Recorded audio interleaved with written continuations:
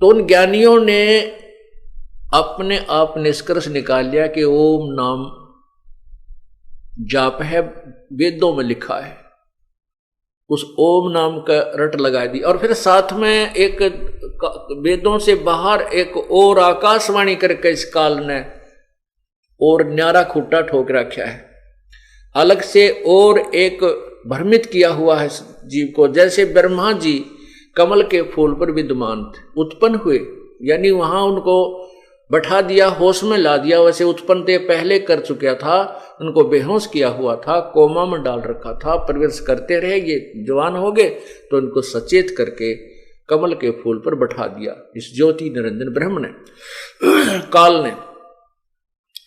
तो ब्रह्मा जी कहता है कि मैं कमल के फूल पर बैठा था, मुझे नहीं मालूम मैं कहां से उत्पन्न हुआ, कौन भगवान है। उसी समय आकाशवाणी हुई कि तप करो तप करो।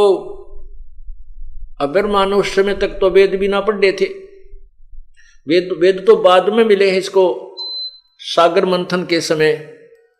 तो वो तप करने का आदेश किसका था? ये ज्योति निरंजन काल का। वो वेदों से बाहर का ज्ञान है, जो दंत कथा है, लोक वेद है।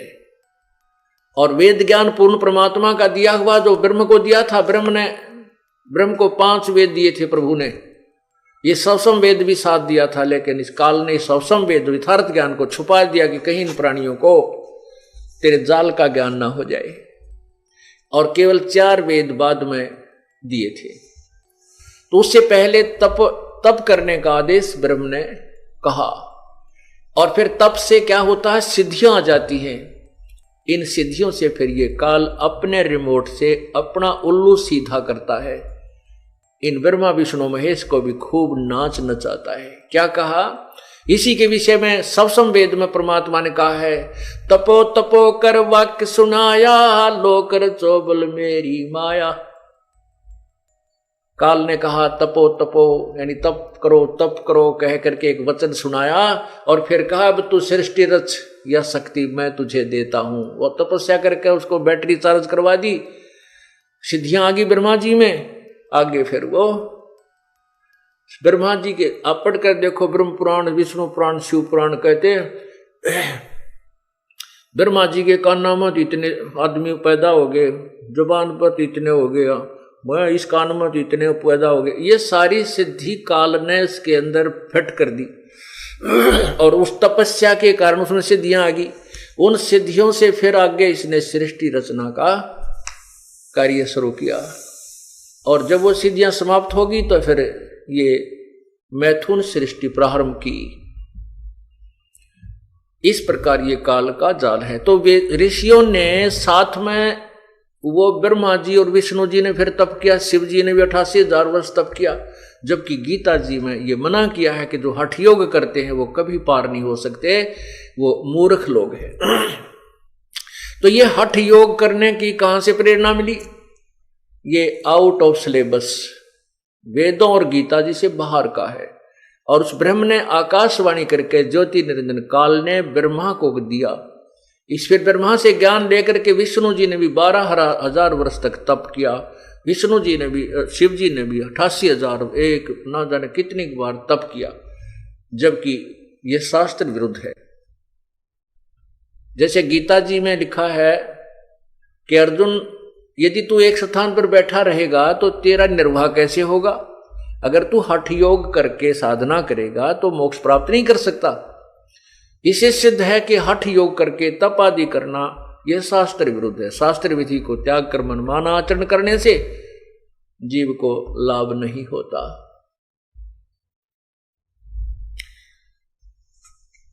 तो उन ऋषियों ने साधनाएं की, तो ब्रह्म कहता है 7वें अध्याय के 18वें श्लोक में कि ये ज्ञानी आत्मा है तो बहुत अच्छी, क्योंकि इनको ज्ञान हो गया कि भगवान भजना चाहिए और एक ही परमात्मा की पूजा करनी चाहिए। अनुपासना से मोक्ष नहीं होता, ना कोई श्राद्ध निकालने से लाभ होता, केवल एक परमात्मा की भक्ति से ही, उसके मंत्र के जाप से मुक्ति होगी। लेकिन ये मेरे वाले ज्ञान, इनको तत्वदर्शी संत मिला नहीं, ये मेरे वाली घटिया अनुतम गति में स्थित रहे। ओए होए मेरे वाली ये घटिया, क्योंकि जन्म मृत्यु बड़ी रहेगी, कर्म का दंड गधा कुत्ता सूर भी बनना ही पड़ेगा। ये घटिया, इसलिए काल ने अपनी साधना को भी अनुत्तमाम बताया है, अति अश्रेष्ठ अनुत्तम। 7वें अध्याय के 19वें श्लोक में फिर स्पष्ट किया है कि बहुनाम जन्मानाम अंते ज्ञानवान माम प्रपत्ते। बहुत बहुत जन्मों के अंत में कोई ज्ञानी आत्मा मेरे ब्रह्म तक की साधना कर पावे, नहीं तो नीचे की मूलजा रहता है। और वासुदेव सर्वमिति सर्वात्मा सो दुर्लभ है, ये बताने वाला नहीं, इस ब्रह्म से भी ऊपर एक और परमात्मा है, पर ब्रह्म से भी ऊपर जो सुप्रीम पावर है पूर्ण ब्रह्म, वही पूजा के योग्य है, वही सर्व सुखदायी है, वही पूर्ण मोक्षदायक है, वही पूजा के योग्य है। ये बताने वाला साधु तो संत तो बड़ी मुश्किल से मिलेगा, सो दुर्लभ है, बड़ी मुश्किल से मिलेगा। ओए होए कोटों मध्य कोई नहीं रे झूमकरा, अरबों में कोई गर्क सुनो रे झूमकरा, तत्व ज्ञान कोई ना कह रे झूमकरा, ये पैसे ऊपर नाच सुनो रे झूमकरा। अब तत्व ज्ञान वो जानते नहीं कहीं कहां से,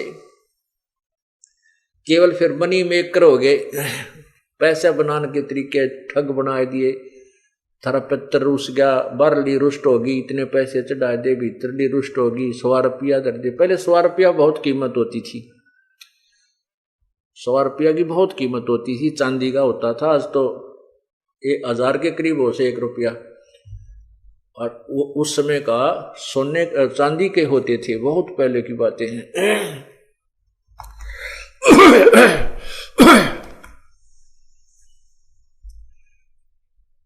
अपने आत्माओं, इस काल ने कैसा जाल बनाया है। भाई भला मान चाहे बुरा मान, एक ओछी चाली चाल तन, सतपुरुष बुला दिया आप जना लिया, कुछ ना सोची काल तने।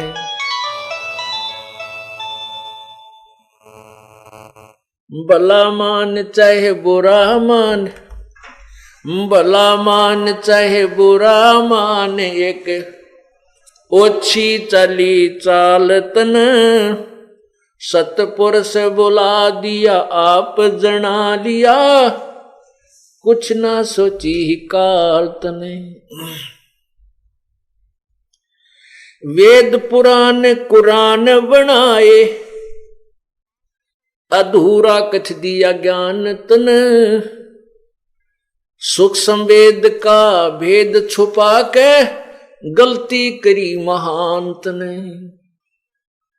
वेद पुराण कुरान बनाए, ओछा कथ दिया ज्ञान तन, सुख संवेद का भेद छुपा के गलती करी महांत ने।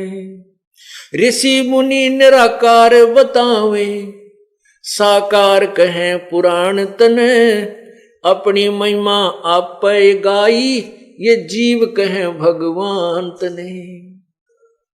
ऋषि मुनि निराकार बतावे, साकार कहें पुराण तने, अपनी महिमा आप गाई, जीव कहें भगवान तने।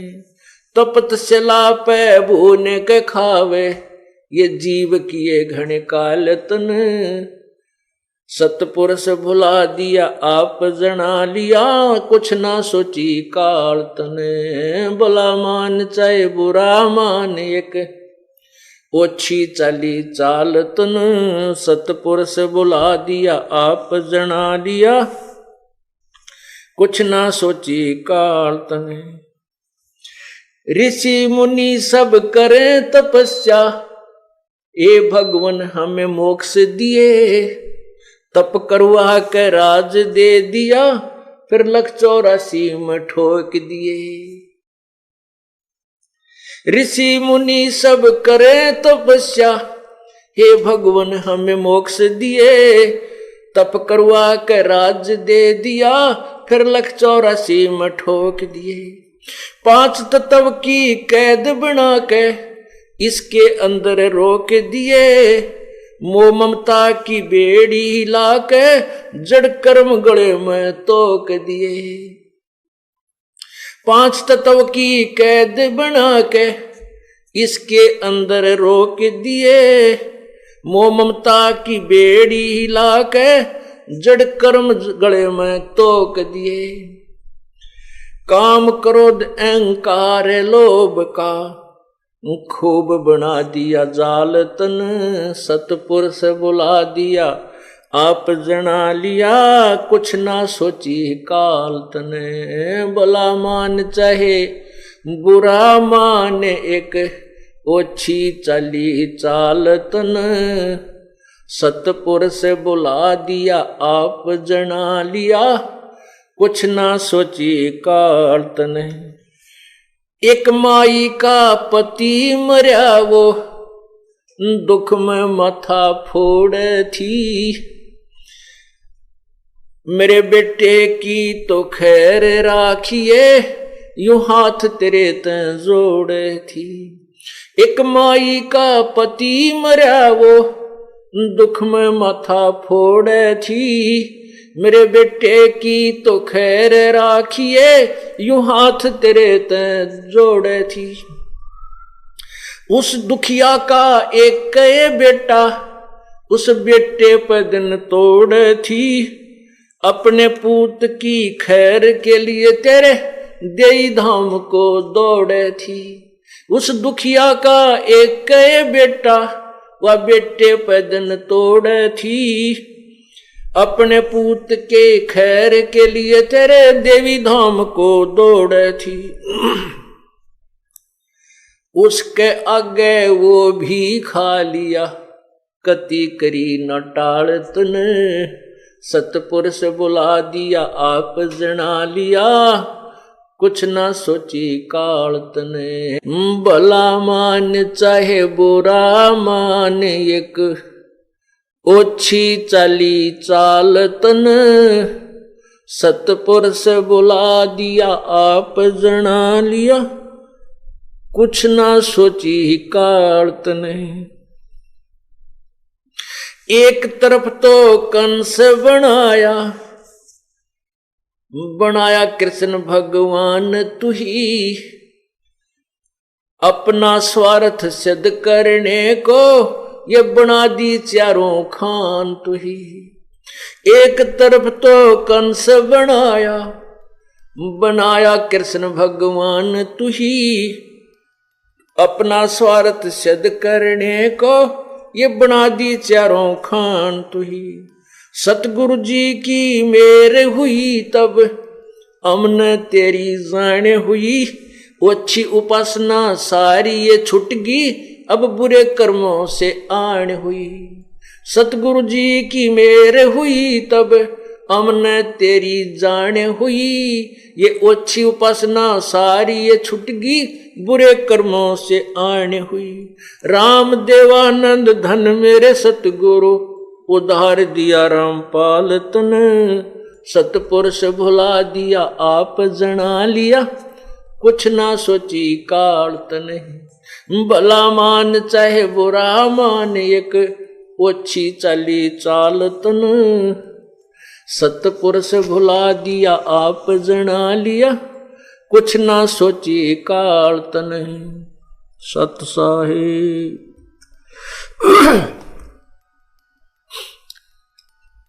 अब इसमें इस काल के जाल के का रहस्य खोला है प्रभु ने। परमात्मा के ज्ञान के आधार से ही ये एक पद्य भाग का शब्द है। इसमें क्या बताया है कि वेद पुराण कुरान बनाए और ओछा कथ दिया ज्ञान तने। जैसे वेदों में भी कह दिया कि पूर्ण ज्ञान तो कोई तत्वदर्शी संत ही बचाएगा, अब उसने सवसम वेद वेदों के साथ नहीं दिया, जो मास्टर की थी वो छुपा दी काल ने। अब मास्टर वो चाबी मिली नहीं, रास्ता मिला नहीं, तो हम खजाने के चारों तरफ चक्कर काटते रहे। वो धन नहीं मिला जिसका संकेत लिखा हुआ था, जिसका संकेत दिया हुआ था। कैसे?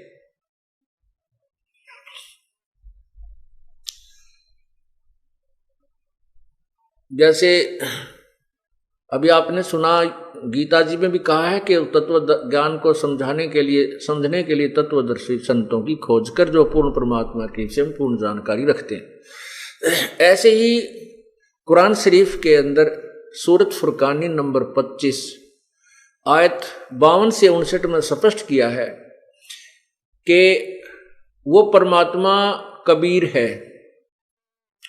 और कुरान शरीफ के ज्ञानदाता अर्थात जिसको हजरत मोहम्मद जी अपना अव्यक्त खुदा मानते हैं, अल्लाह मानते हैं, वो कह रहा है कि ए पैगंबर हजरत मोहम्मद, मैं तुझे जो ये आयत बता रहा हूं अर्थात कुरान शरीफ का ज्ञान दे रहा हूं, इन पर विश्वास कर और इन काफरों का कहा मत मानना जो इन मेरे द्वारा दिए जा रहे कुरान शरीफ के ज्ञान को नहीं मानते, वो इस पे विश्वास नहीं करते कि कबीर परमात्मा है।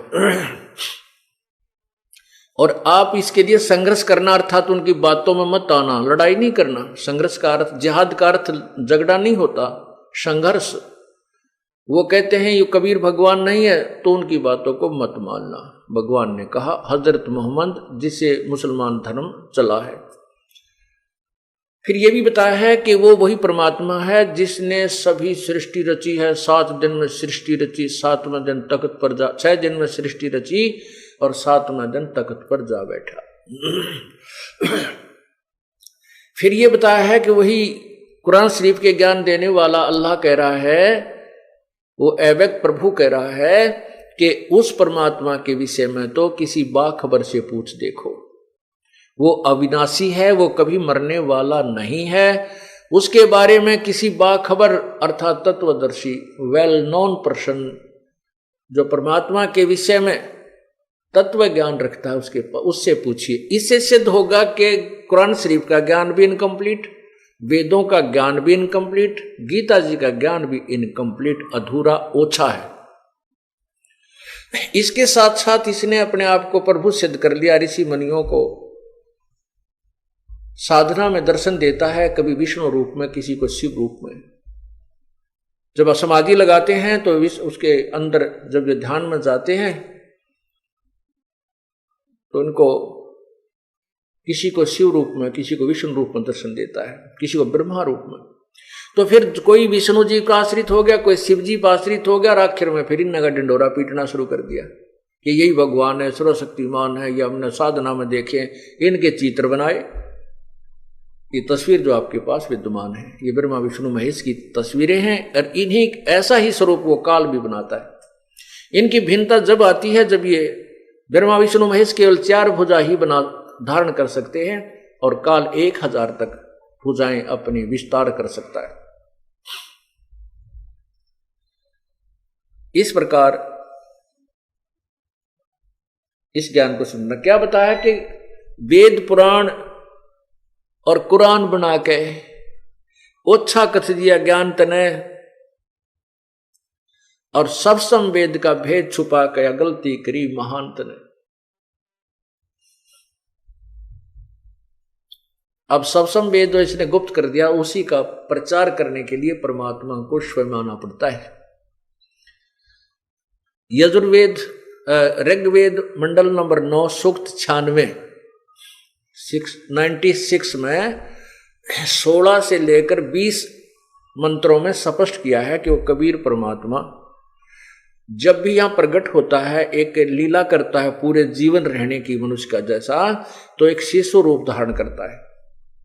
और शिशु रूप धारण कर किया हुआ परमात्मा जब बड़ा होता है तो अपने तत्व ज्ञान को स्वयं ही लोकोक्तियों के माध्यम से, कबीर वाणी के माध्यम से उच्चारण करता है, जिस कारण से उसको एक महान कवि की उपाधि प्राप्त होती है।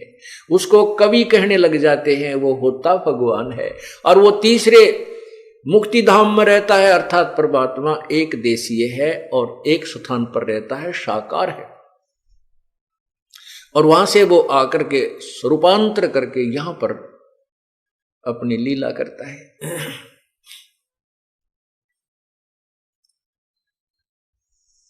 अब तीसरा धाम कौन सा है?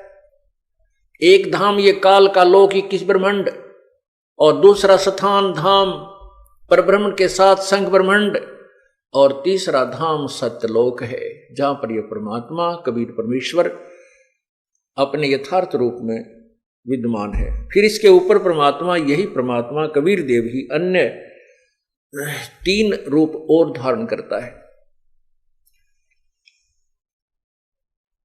और उन्हीं नाना रूपों में स्वयं ही विद्यमान है। अगमलोक, फिर अलखलोक, नेक्स्ट अलखलोक, फिर अगमलोक, और फिर अकैलोक अर्थात अनामी लोक, वहां पर भी प्रभु 3 रूपों में अलग से विद्यमान है। तो फिर वो चौथा लोक कहा है, इसी मंडल के 9 के ऋग्वेद मंडल नंबर 9 सूक्त 96 के मंत्र 20 में स्पष्ट किया है कि वो परमात्मा ऊपर एक सफेद गुम्बज के अंदर विराजमान है, और वो चौथे मुक्ति धाम में रहता है। सतलोक से आगे चौथा जो मुक्ति धाम है वो फिर अलखलोक, अगमलोक और चौथा अकैलोक, तो वहां भी वही रहता है जहां से सब सृष्टि का उत्थान हुआ है, जहां से उत्पत्ति हुई है, उसी परमात्मा ने की है। वेदों और कतेबों को पढ़कर ऋषियों और इन काजियों ने, मुल्लाओं ने जो निष्कर्ष निकाला वो बताया कि भगवान निराकार है, क्योंकि ये इनको समझ नहीं सके। जैसे पवित्र बाइबल में लिखा है कि परमात्मा ने, पूर्ण ब्रह्म ने 6 दिन में सृष्टि रची, 7वें दिन वो ऊपर तख्त पर जा बैठा। तो जा बैठना तो साकार ही होगा, निराकार तो हो ही नहीं सकता। निराकार का तो कोई आकार ही नहीं होता, वो तो सर्वव्यापक है, तो फिर उसको सब जगह ही कहिए, एक स्थान पर नहीं रह सकता। तो वो साकार, वास्तव में साकार है, मनुष्य सदृश्य है। पवित्र बाइबल में यह भी स्पष्ट किया है कि प्रभु ने मनुष्य को अपने ही स्वरूप अनुसार बनाया है।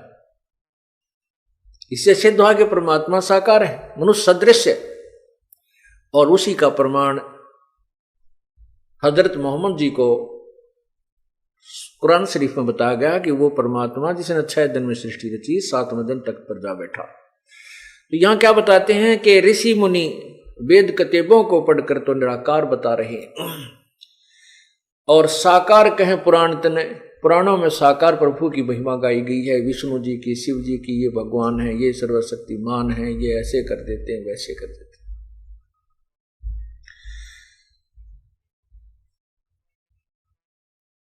अपनी महिमा आप पे गाई और जीव के भगवान तने। क्या कहते हैं कबीर परमात्मा?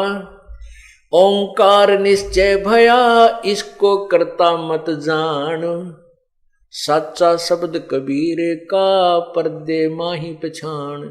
ये ओंकार, ये ज्योति निरंजन तो अवश्य है, लेकिन ये इसको भगवान मत जानो, इसको कर्ता मत जानो, ये सुप्रीम पावर मत समझो, ये ब्रह्म पूर्ण परमात्मा नहीं है।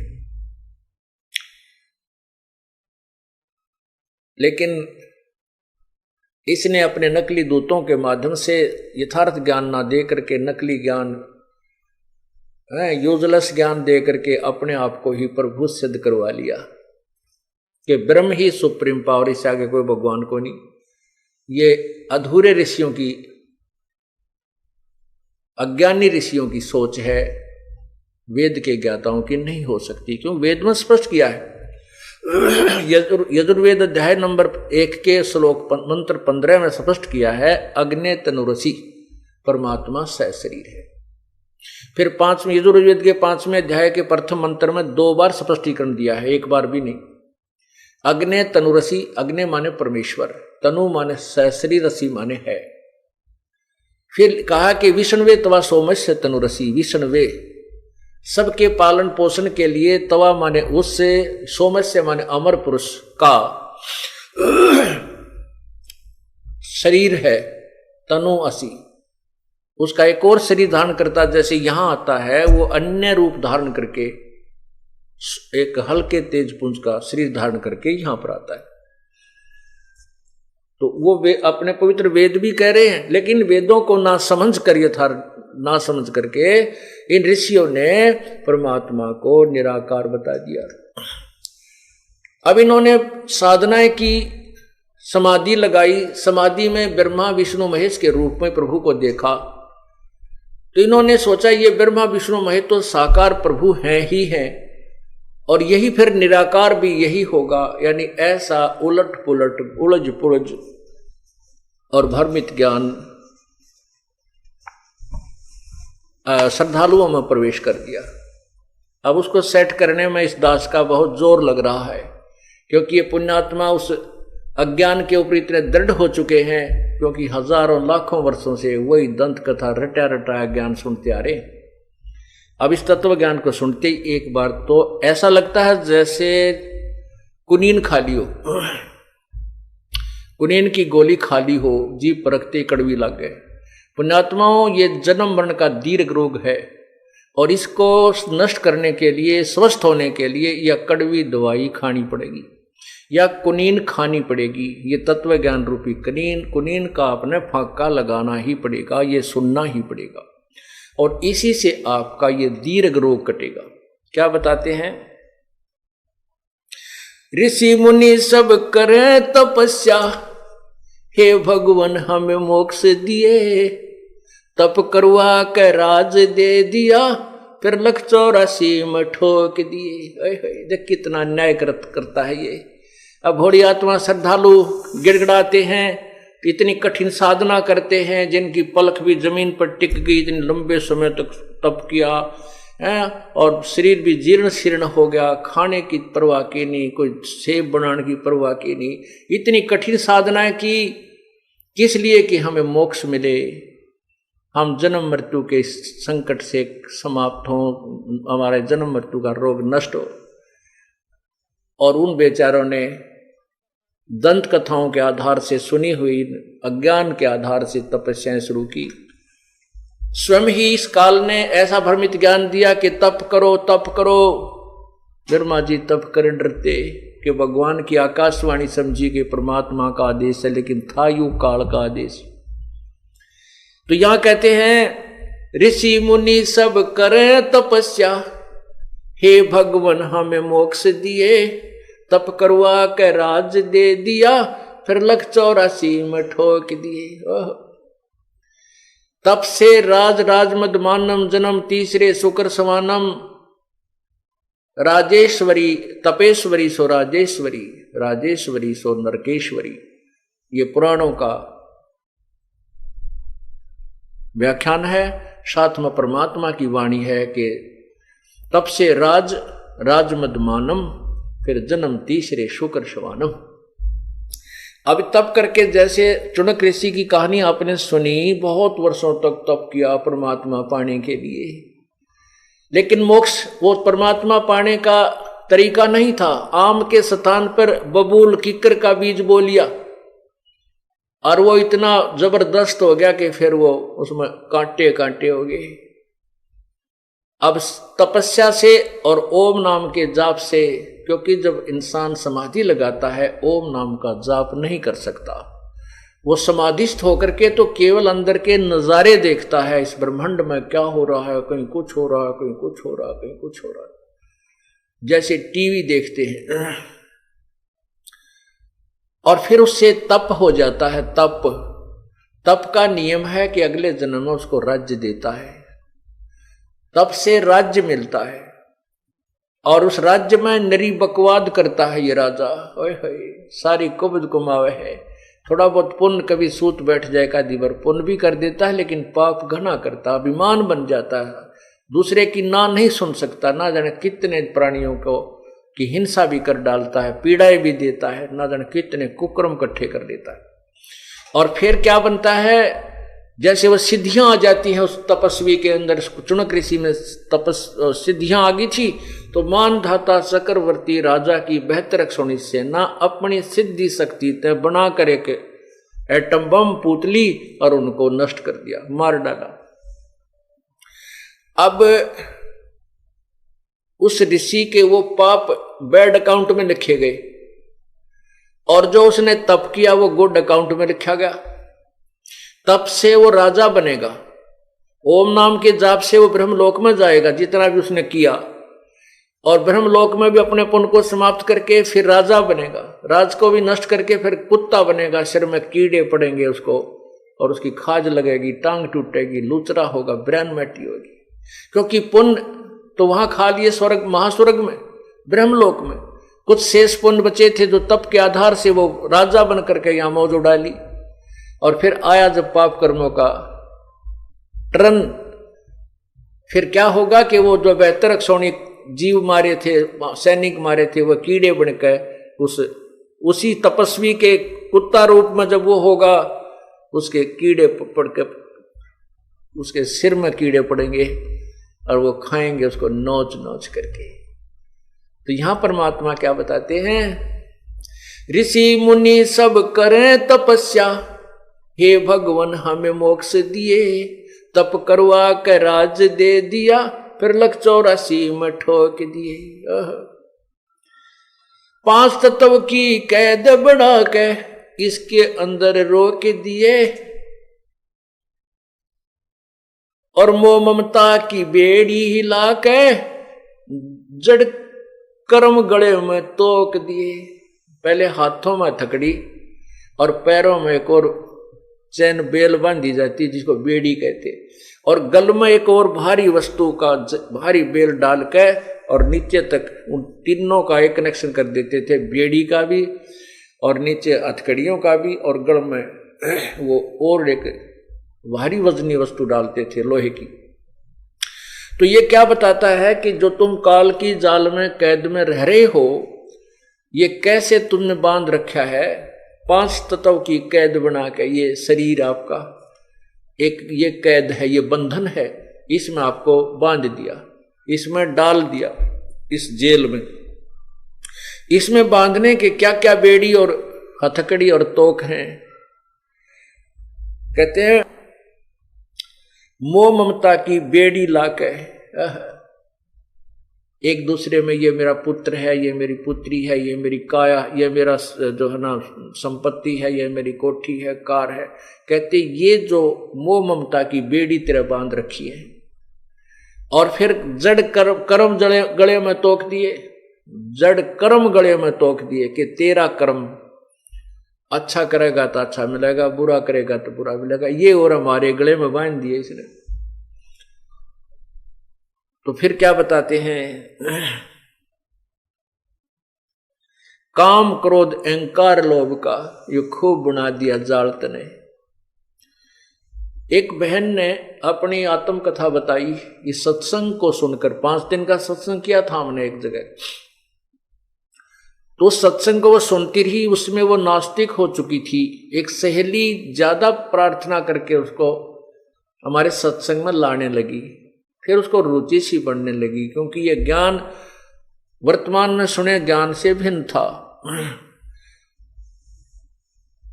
जब उस माई ने फिर उपदेश लिया, उपदेश लेकर के फिर इस दास के सामने अपनी वो दुख भरी कहानी सुनाई। वो कहने लगी, महाराज जी मैं कति नास्तिक हो गई थी, और पहले मैं ढेर सारी पूजाएं किया करती थी। मेरे नास्तिक होने का कारण क्या था? उसने बताया कि मेरी शादी हुई थी, एक पुत्र की उत्पत्ति हुई। वो लड़का हुआ 5-4 शादी के भी 4-5 वर्ष के बाद, और लड़का जब छोटा ही था इसके पिता की मृत्यु होगी एक्सीडेंट में। फिर मैंने अपने पुत्र के लिए कि मेरा पुत्र, इसको पालूंगी, पोसूंगी, पढ़ाऊंगी, लिखाऊंगी, पैरों पर खड़ा कर दूंगी, इसकी शादी करूंगी, फिर बालक हो जाएंगे, बच्चा हो जाएगा इसके, तो अपना वंश चलाऊंगी। इस दृष्टिकोण से मैंने अपने पुत्र की परवरिश की, और बच्चा जो भी आवश्यक वस्तु जो मैं मेहनत मजदूरी करके जो 2 पैसे कमाया करती थी, और जो भी वो मुंह से निकाल देता था मैं तुरंत पूरा करती थी। कहीं ये बच्चा ये ना सोच बैठे कि मेरा पिता नहीं है, मेरा पिता होता तो आज मुझे ये वस्तु ला कर देता। तो मैं उसकी हर इस इच्छा की पूर्ति भी किया करती थी कि मेरा बेटा ये महसूस ना करे कि मैं बिना पिता का पुत्र हूं। जब वो लड़का +2 में पढ़ रहा था, उसने बच्चों की देखा देखी मोटरसाइकिल लेने की जिद लगा दी। मैं बहुत डरा करती थी कि इसका पिता भी ऐसे ही मृत्यु को प्राप्त हुआ था एक्सीडेंट में, और कहीं ये मेरा बेटा मोटरसाइकिल पे मार ना खा जाए। लेकिन बच्चे ने जिद बहुत कर दी। अब उसका दुख नहीं देखा गया, तो मैंने जैसे तैसे उधार सुधार करके वो मोटरसाइकिल उस बच्चे को परचेज करवा दी। अब वो बच्चा अपने एक साथी को लेकर के प्रतिदिन कॉलेज जाने लगा। प्रतिदिन की तरह एक दिन भी वो बच्चा अब रोटी खा के बच्चे को खाना खिलाया, मैंने खाना बना रही थी, और वो अपना मोटरसाइकिल उठा के चला गया प्रतिदिन की तरह। अपने साथी को लिया जो साथ ही मकान था थोड़ी दूरी पे, तो चले गए। मैंने वो 2-4 रोटियां और बनाई। रोटी बना करके मैं सोची ला रोटी खा लेती हूं। मैंने ऐसे ग्रास मुंह की तरफ किया था, इतने में वो लड़का उसका साथी, उसके भी चोट लगी हुई, कपड़े फटे हुए, थोड़ा बहुत रक्त उससे भी निकल रहा था। वो भाग गया, आया, कहने लगे आंटी मेरे अब भाई की मृत्यु होगी ना, वो एक्सीडेंट हो गया भाई का। अब उसने नो कहा और मेरे हाथ से वो रोटी छूट गई मुंह में, जो आज दिन खाने के लिए ग्रास उठाया था। अब मैं सिर पे कपड़ा नहीं, पैरों में जूते नहीं, उस बच्चे के पीछे पीछे बहुत बुरी तरह दौड़ ली। उसने स्थान बता दिया था कि वहां एक्सीडेंट हो गया। वहां गई तो वहां मोटरसाइकिल बुरी तरह टूटी हुई पड़ी थी, बच्चा नहीं था। पता चला कि वो किसी हॉस्पिटल, नजदीक ही एक अस्पताल था सरकारी, वहां लेकर गए हैं। वहां जाकर पता चला कि वो जाते ही पता लग गया कि उसकी मृत्यु हो चुकी है। कहते मैंने द्वार, उस हॉस्पिटल की द्वार का टक्कर मारी, मेरा सिर फट गया, बेहोश हो गई, 7 टांके आए मेरे सिर में। उसके बाद रो रो का बुरा हाल हो गया। और जितनी भी पूजाएं मैं किया करती थी, ठाक है मैंने कुर्डियां पे फेंक दियो, देवताओं की मूर्ति मारती, और वो पितरों की जितने भी पूजाएं मैं करती थी, क्योंकि मैं ढेर सारी पूजाएं करती थी। मैंने कोई स्थान नहीं छोड़ा, जिसने भी जो बता दिया कि वहां भी जाइए वहां भी जाइए, सारे सब पूजाएं मैं करती थी, देवी देवताओं की, ब्रह्मा विष्णु जी की, शिव जी की, हनुमान जी की, संतोषी माता की, शेराणी माता की, बाबा श्याम जी की, यानी जो भी हरिदास जी की, गरीबदास जी की, यानी जहां भी जिसने मुझे नियर बाई बताया मैं उड़े जाया करती कि हे भगवान मेरे बच्चे की लंबी आयु देना। परमात्मा कहते हैं कि जो खावे ताको, जो बख्शक ताको विश्वासा, और जो रक्षक उसते ये फिरे उदासा। जो इनको खाता है, जो भक्षक है, उसको तो ये भगवान मान रहे हैं काल को तो, और जो रक्षक है कबीर परमात्मा, उससे उदास फिरते हैं, कहते ना तू भगवान नहीं। भगवान तो यही है, ब्रह्म है, और ब्रह्मा विष्णु महेश ही प्रभु हैं। क्या कहते हैं परमात्मा,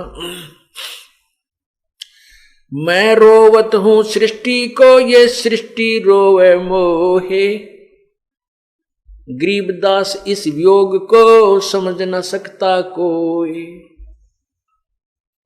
गरीबदास जी महाराज कबीर परमात्मा के विषय में बता रहे हैं। गरीबदास जी को कबीर परमेश्वर ने यह ज्ञान बताया, उसका आगे वो वर्णन कर रहे हैं कि कबीर परमात्मा ये कहते हैं कि मैं तो अपनी प्यारी आत्माओं को रोता फिरता हूं कि तुम मेरे बच्चे हो, मेरी आत्मा हो, तुम मेरे पास आ जाओ, तुम मेरे ज्ञान को ग्रहण करो, मैं तुम्हें अपने सतलोक में ले चलूंगा। और ये मुझे कहते हैं नहीं तू भगवान नहीं है, और मुझे ही ढूंढ रहे हैं, मेरे लिए रो रहे हैं, हे पूर्ण परमात्मा, हे सर्व सुखदाई, हे हमारे दुखों को दूर करने वाले, हे प्रभु हमारे हमें दर्शन दे, हमारे दुख कष्टों को निवारण कर। ये मुझे ढूंढ रहे हैं और मैं इनको ढूंढ रहा हूं। हमारे बीच में जो अज्ञान का ये पर्दा, ये भीत द्वार खड़ी कर दी, ये टूटे बिना बात नहीं बन सकती। मैं रोवत हूं सृष्टि को, ये सृष्टि रोवे मोहे।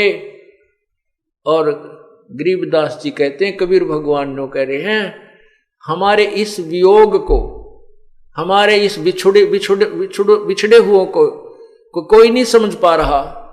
हम एक दूसरे से बिछड़े हुए हैं, ये मेरे से दूर हो गए। अब इनका मुंह काल ने मेरे से विपरीत कर दिया, उल्टा ज्ञान इनके हृदय में ठोक ठोक कर भर दिया। ये भगवान को नहीं समझ पा रहे।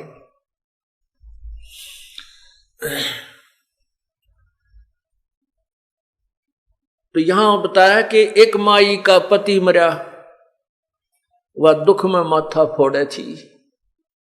फिर उस माता ने, उस बहन ने उपदेश लिया। मैंने कहा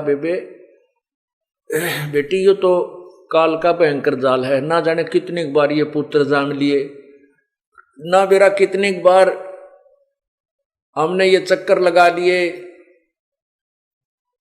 और एक बात और विशेष समझ लेना कि परमात्मा की तेरे ऊपर एक विशेष कृपा हुई है। देखो पुत्र चलो जीवित भी रह जाता तो तय इस काल के जाल तो नहीं निकल सकती थी। वो तो जो होना था हो लिया, काल का जो विधान था उसने अपना पूरा कर दिया। अब ये सर्वस्व समाप्त करके भी और तुझे ये मार्ग मिल गया तो समझ लेना तेरा कुछ भी नहीं बिगड़ा है। तेरे ऊपर एक विशेष उपकार है परमात्मा का कि अब तेरी रुचि पूर्ण रूप से प्रभु में लगेगी।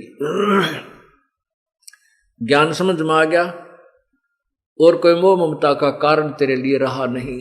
अब जैसे परमात्मा क्या कहते हैं, कबीर जी कहते हैं, हम घर फूक्या अपना और लुका लीन हाथ, उसका घर भी फूक देवा जो चले हमारे साथ।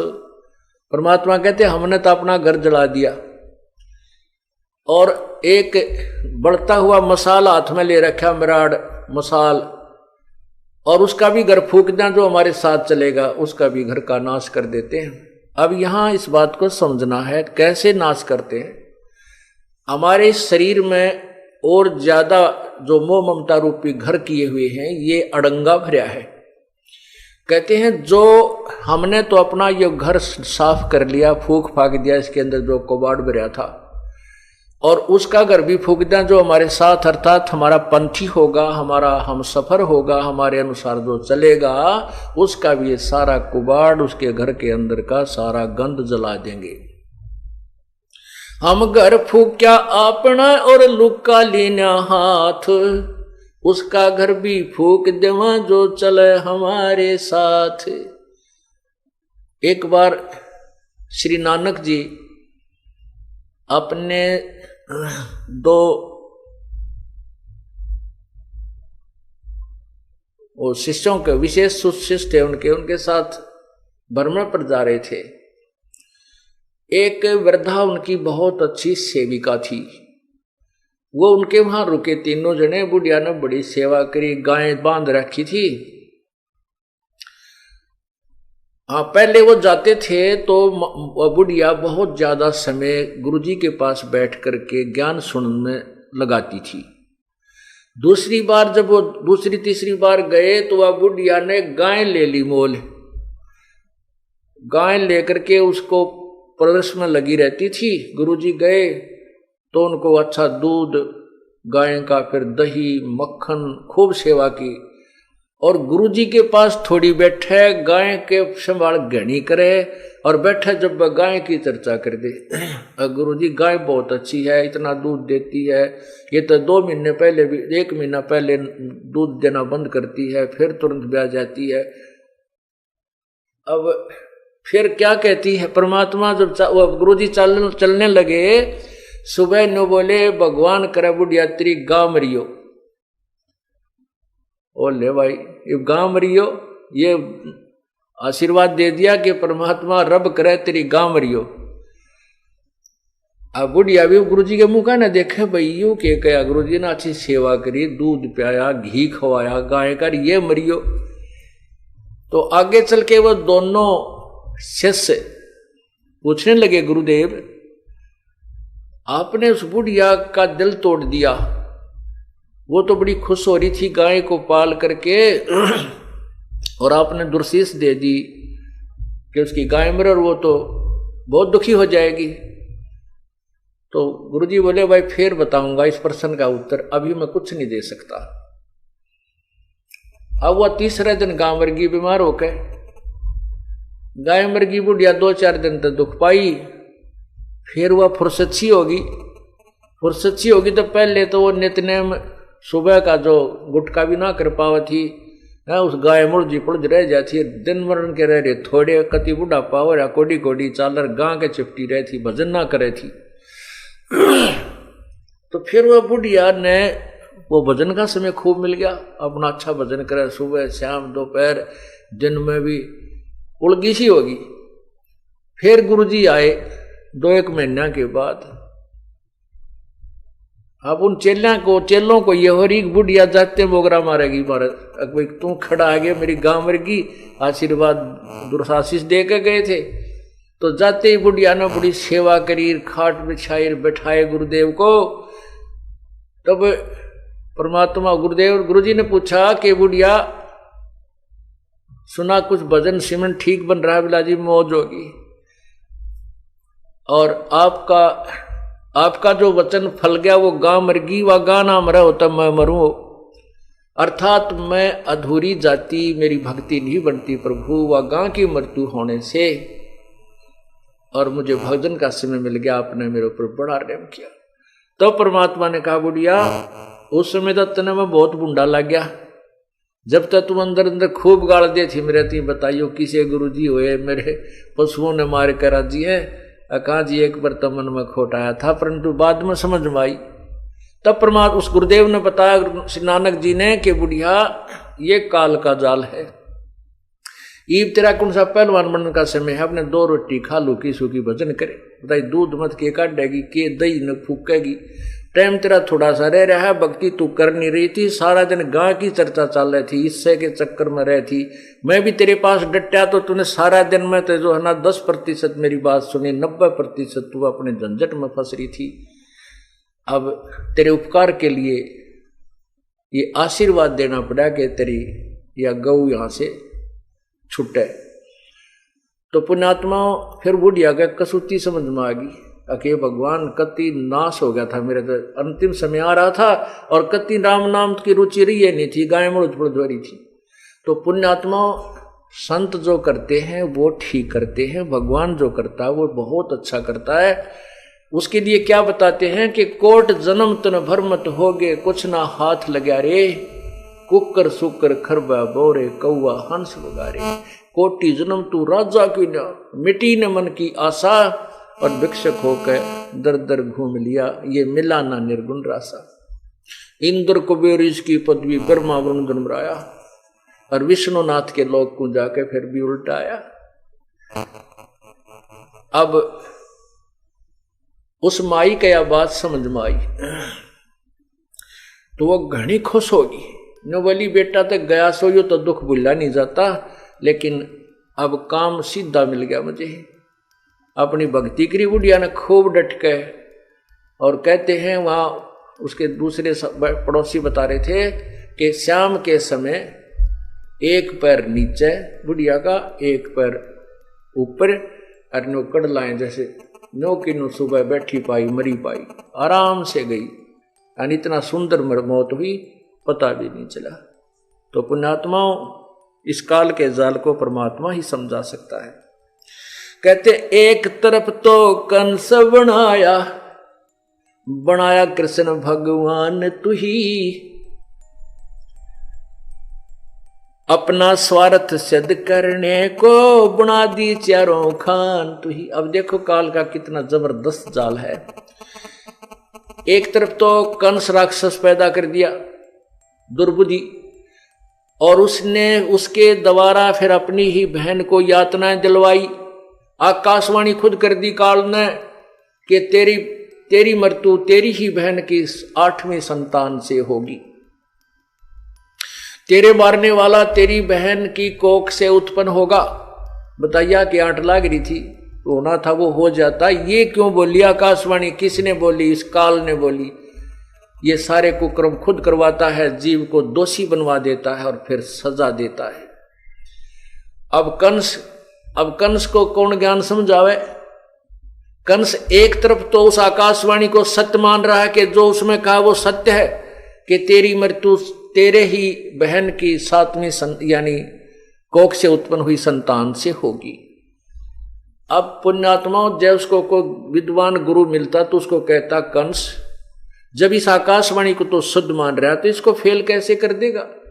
अब तू अपनी सूझबूझ से भगवान के आदेश को कैसे चेंज कर सकता है। या तो होगी तो होगी, तू और पाप इकट्ठे मत कर।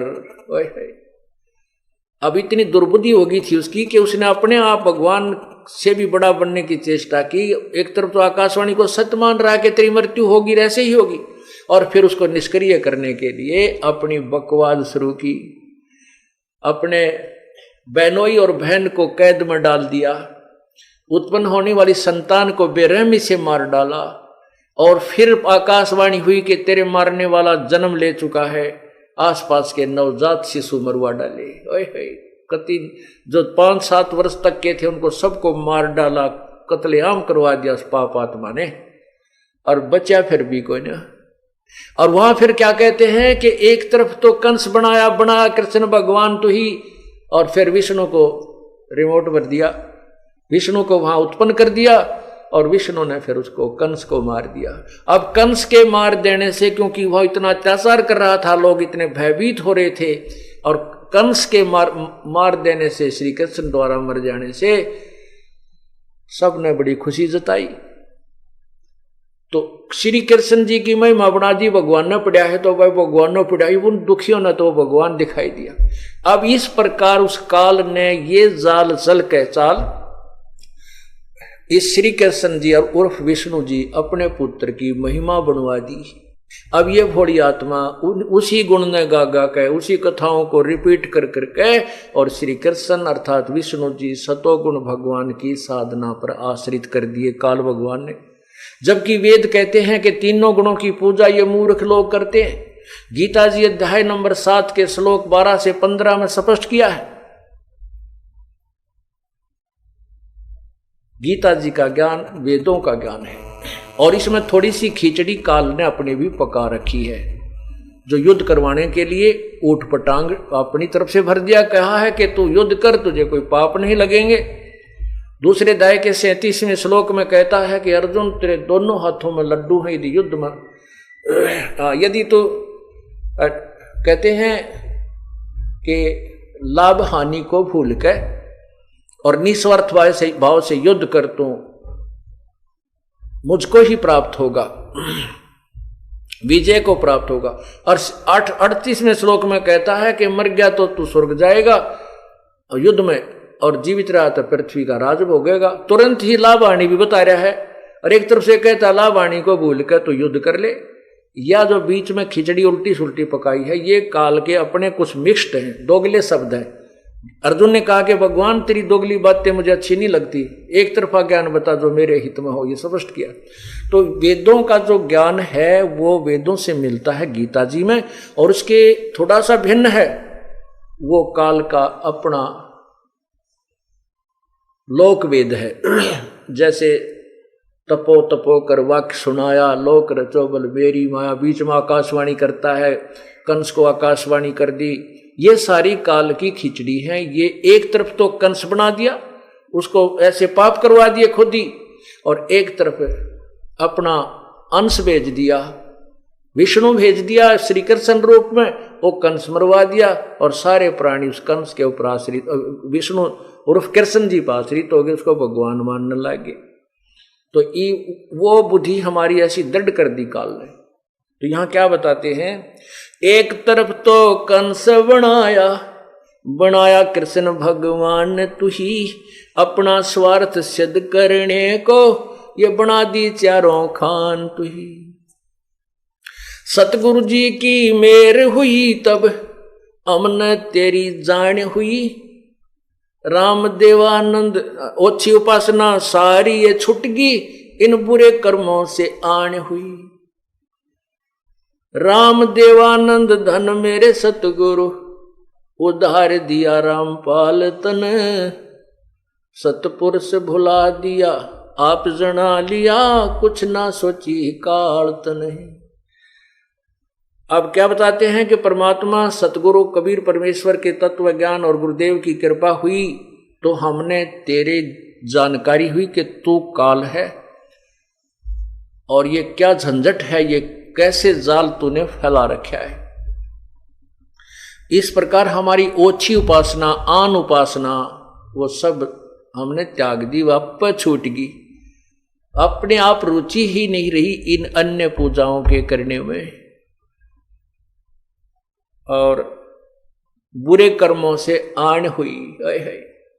बुरे कर्मों से परहेज हो गया, आन होगी, हमें उनकी कसम होगी हम बुरे काम नहीं करेंगे, क्योंकि हमें पता लग गया कि बुरे कर्म करेंगे तो उनका भोग भी भोगना होगा। और परमात्मा गुरुदेव की रजा से इस जीव का उद्धार होता है। पुण्यात्माओं, ये कोई कृपा है प्रभु की।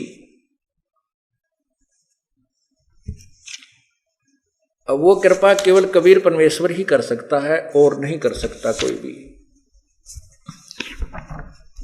हमारे सब दुखों का निवारण करने वाले भी कबीर परमेश्वर ही है। हमारे संकटों के निवारण करने वाले भी प्रभु कबीर जी हैं, अन्य नहीं कर सकते।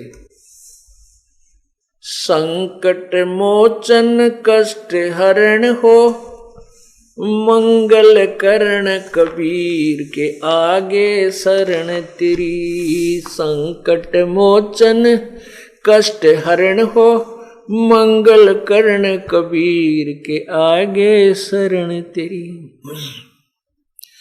पहले तो मोह ज्ञान नहीं था, प्रेम होया ना तेरे में। पहले तो मोह ज्ञान नहीं था, प्रेम होया ना तेरे में।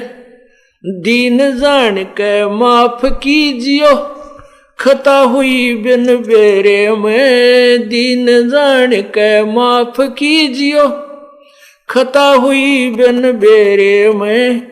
अनगिन अवगुण भरे मेरे में, ये माफ करो तकसीर के आगे शरण तेरी। संकट मोचन कष्ट हरण हो, मंगल करण कबीर के आगे शरण तेरी। जम्बुक वाली रात 84 आन गिरा हूं झेरे में। जम्बुक वाली रात 84 आन गिरा हूं झेरे में। ऊंची ऊंची लाई छलांगा, यत्न किए बहु तेरे में। ऊंची ऊंची लाई छलांगा, यत्न किए बहु तेरे में। काम क्रोध अहंकार लोभ की, ये मोटी जड़ी जंजीर के आगे शरण तेरी। संकट मोचन कष्ट हरण हो, मंगल करण कबीर के आगे शरण तेरी। कर्म कुसंगत बहुत किए, वो जाते हैं नहीं कहे। कर्म कुसंगत बहुत किए, वो जाते हैं नहीं कहे। आके आप संभालो सतगुरु, लख 84 में जाहे बहे। आके आप संभालो सतगुरु, 84 में जाहे बहे। जन्म मरण के कष्ट सहे, अब मेटो जन की पीर के आगे शरण तेरी। संकट मोचन कष्ट हरण हो, मंगल करण कबीर के आगे। गुप्त रूप में सब काज सारते, जो भी विपता आन पड़े। गुप्त रूप में सब काज सारते, जो भी विपता आन पड़े। एक दिन दर्शन देने होंगे, दीन दयाल नो नहीं सरे।